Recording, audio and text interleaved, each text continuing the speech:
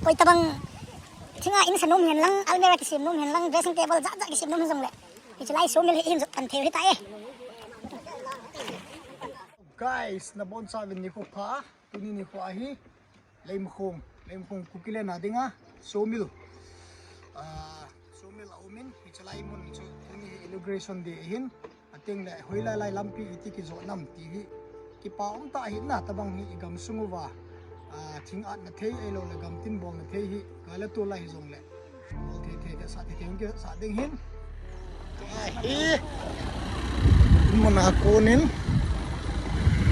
kan pan do hantan hoilai ipiti cham chnai hi tom na hi le Leimakhong chnai ra be hotin welcome to Pimolding Pimolding lang apa na chi hin ampi to hi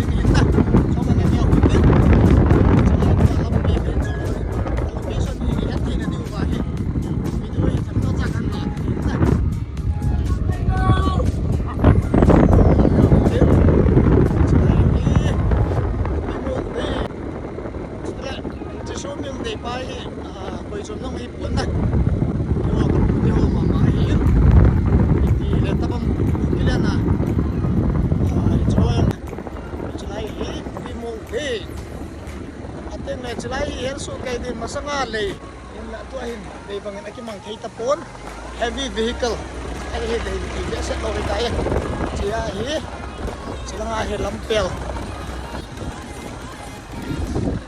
ai he masangale lo cho hin la to hi lampi ta ki sim kel tan he chilanga ti ki vela hi tai o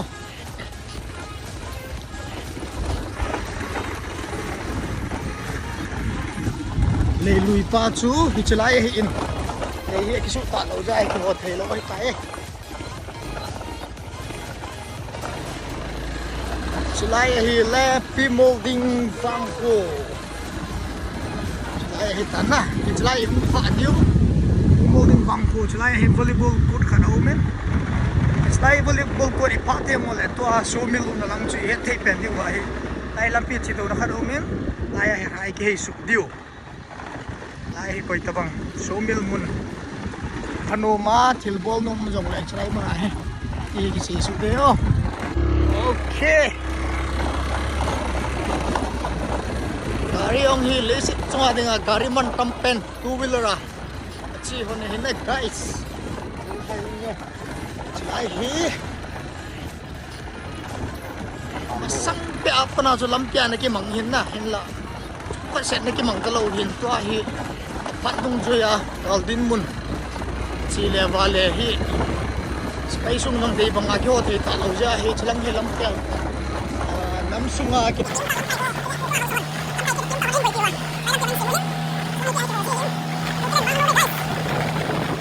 tain ni nang fel tain lampi ai sem pe wen ki pa om phe yang e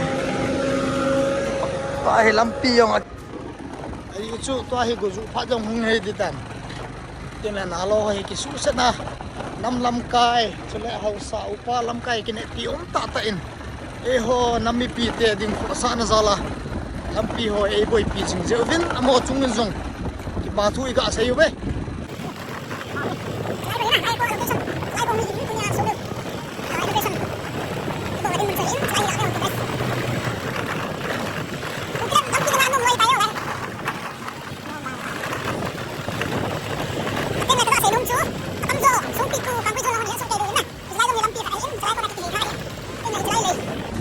sanga ka her khel lo la British khanga pana hi chlei hi chan gya ki mang na lai ki ho jeng na lai he o ho mo mo nge gari hon nong hinai pu tu zo hon na ma ke kon chlai hi le KPI o tu lang sang ke to na hin kyo hi chilanga to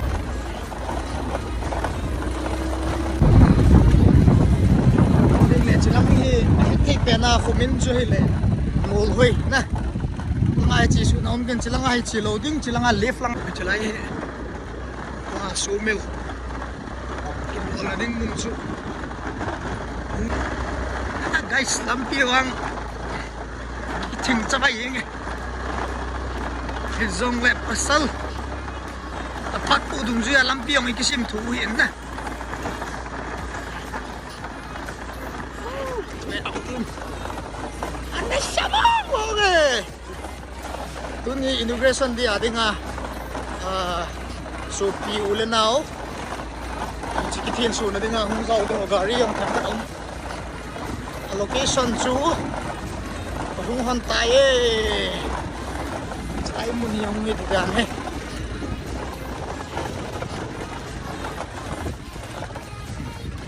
chai tai oh guys ka het theding pen chu Amun chu chilai hi tan tuni inauguration ki bol na ding sawmill chu chilai hi Galle chi hile proprietor aloi nu hin na mai teng le amun chu chilai hung hi tan to hin LL pharmacy te hung kun do ta len tunia program ki man na ding chamsa amun chu hin na chi benari khat ga asing hi tin inaugurations of sawmill HICHI proprietor pa hile Pa Simon sawmill dedicated by Pastor Thangson Tauthang Chairman LSCLPF on 11 February 2025 Renu Molhoi Village Farmhouse near Khunko Water Supply.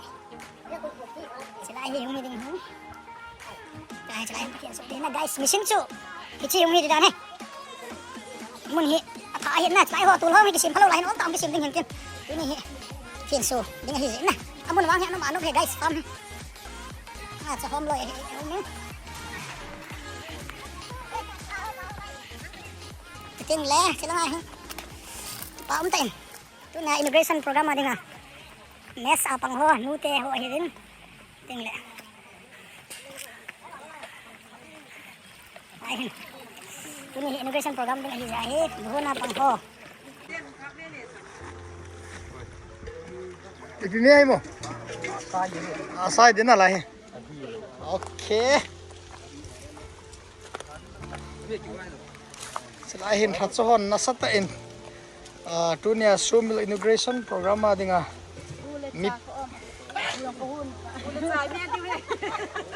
Mipi ho anne khom de na sata aboi piu he inda sa on tungo ani suka ka masat hoi bo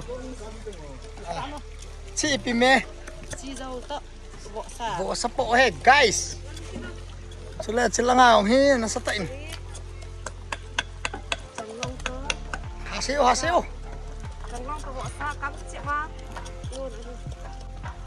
si pi hay mo singju salad kok nelewa apa nih kayak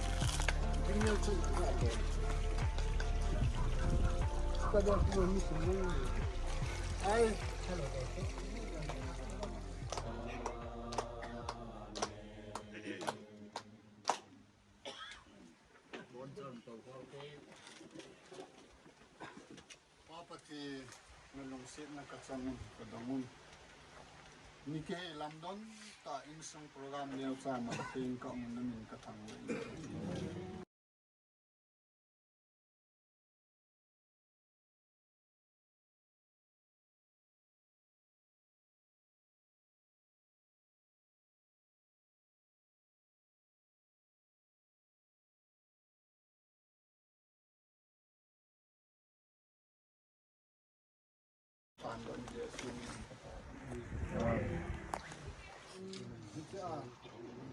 Tin hinga wang thum pi ding le leise gama chen in lai ji se ngai na ding teng le mingal ma na tinga ai ko su pi le nau hahsah ho hi teng le aloi lo bol be pu hinang ta ja nak salang sung te thalen chang chunga ke pa thu se na kain se na chan su dan te ka se hil ka se wam na ngai dam te so the no to pia ko yo pi pro ni pa se manipura hi ini cukup juga. Ini aji tahu. Pakai aci sana itu harus ada kan ini tiap kali itu mungkin. Mungkin langsung pilih apa kami yang le. Aji tahu apa itu. Wani.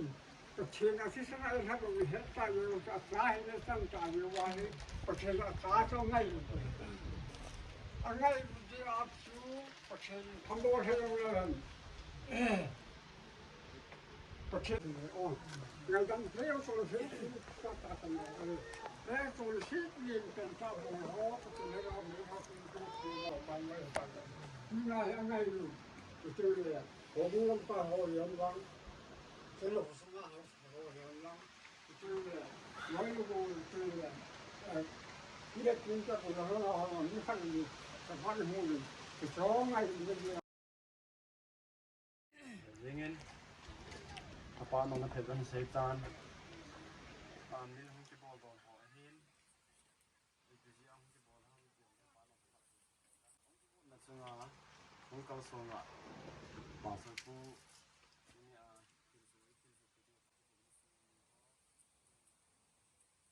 ini sungguh macam kanti orang lain. Ayah bangga tu balik. Macam ini dopi mungkin. Amanan ni cai tim le dunia meninggal payen si pondok na ini pi. Dia tim sile udah nak kau yang le depannya lah orang nyongok pat dia. Tahu macam ni he. Un macam di do dengan ulang patan kita je. Apa ini semua ni. Dia hebat ini semua. Dia buat ini. Cepat hilang. Pastor Kangson Tautang. Chairman Leimakhong Area Christian Leaders Prayer Fellowship LSCLPF. Kalunggial kangai tu na chunga HICHI SAW-MILL Simon SAW-MILL I tuni tari som lakat February kumsani la som nila ngani ko a pakai anga mai cham simpi na le hondo na nehin nei pi jiin kipa nau vet sa nan HICHI melti na kain tv patinin nang le nen sung mi te malam hin ko a pati na bukling ka hen ahin pia Simon le nuning boy ani ko som lakat February som ni som ni nga Ang sinatungwa kita di kansayin kita lihat hukum di wajib pakai mening kazana berkenai dengan sudah kehidupan. Jauh sih ipat kunting le ehohin. Pastor Kangson Tautang, Chairman LSCLPF in HICHI SAW-MILL. Apa patin sa papatin tagaw ting patin minin hondo na kanita hi.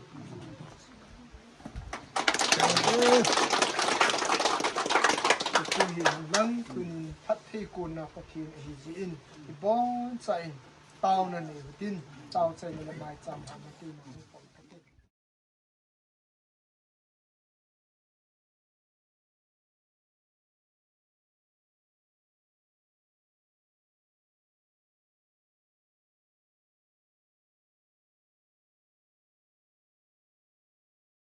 Nazareth Jesus Christ amna kahin hale ye tan su khat lam te pandak so din pa Simon SAW-MILL chu hondo na pastor Kangson kanai kana hi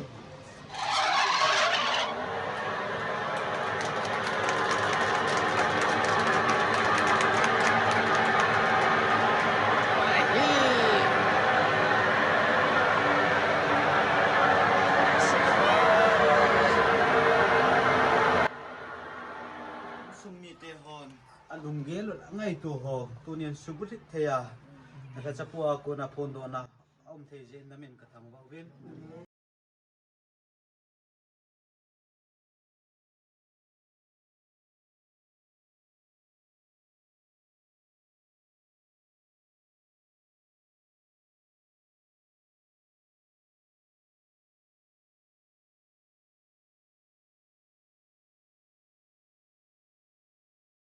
July ko nahi cái start ding chula cái pay ding a hing machine ho chu ga veo hitin guys to chon kin ki chai na machine ho ya ban ban in ga veo chong hi tha set ki bu de in cha ko na ti a hong ki pay chong ki pay ding a hin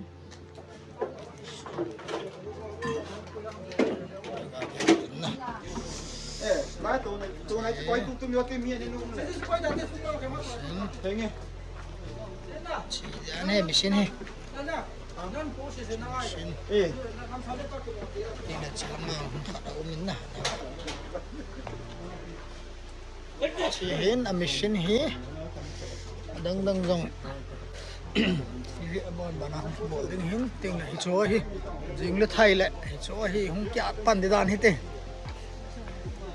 ôi tiếng hỏi na guys coi tabang thinga in sa nom hian lang almira ki sim nom hian lang dressing table zat zat ki sim nom jong le HICHI SAW-MILL hi hin zot pan theu hi ta e ngam ki sayin nipi ane Chomkhat nipi ane Chomkhat hitam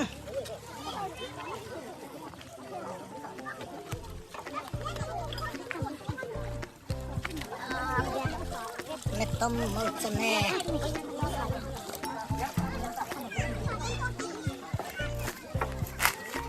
vềวัน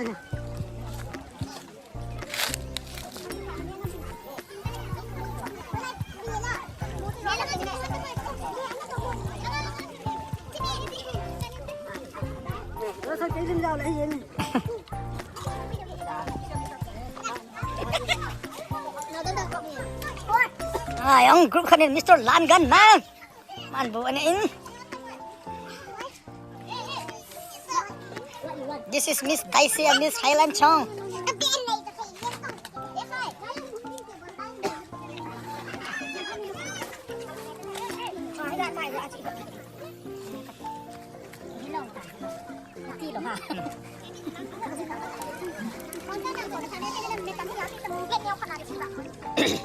video chan chu hintin abula ko na chain chan ge himbe ho jau se na bon chawin bawa awe